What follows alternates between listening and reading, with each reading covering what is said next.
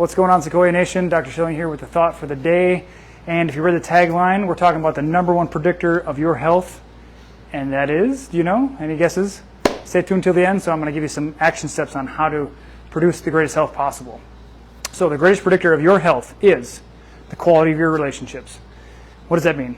So if you have any relationship anywhere in your life, whether it's with a parent, with a sibling, with a friend, with a child, with a coworker, anything like that, that is disharmonious, if you will, then you want to know that that is going to create tension in your body. It's going to create stress in your body.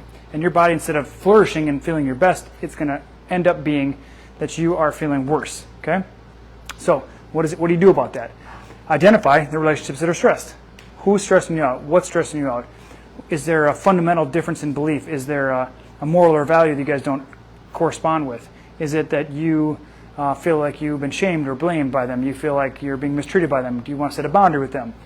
What does that look like for you? So take 5 minutes today and close your eyes and think about all the people in your life and say, okay, where do I feel stress? Where do I feel tension? Where do I feel anything? And then I can say to myself, okay, what is it about that relationship that doesn't feel good, that feels disempowering, that feels whatever it is? You pick the words to put behind it.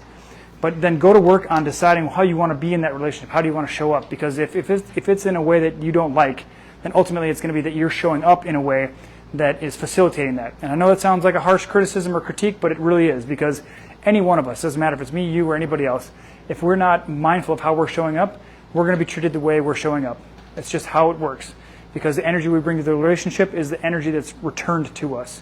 So if you want optimal health, address your relationships. Your relationships are the greatest predictor of your health over long term. If you know anything about the ACE study, Adverse Childhood Experiences study, that was one of the greatest predictors that they figured out of the longevity of people's health, because they follow people over decades of their life. And this study's been repeated multiple times. So if you want great health, have great relationships. If your relationships aren't great, figure out how you're showing up and that it's not making an optimal relationship, and then go to work on you, because as you show up, the other person or people in your relationships will show up differently. Okay? So take this action step. Take 5 minutes today. You got 5 minutes out of your 24 hours. Take action. Spend some time identifying the most challenging relationships. Pick one. Don't overwhelm yourself if there's many, and just go to work on them. Okay? I hope this has been beneficial and helpful and challenging. Try to do this for you every day, because there's a lot of people who are sick in their head, sick in their bodies, and a lot of it comes from our stress. So we make these videos in order to help you not feel so sick and not feel so tired. All right, guys.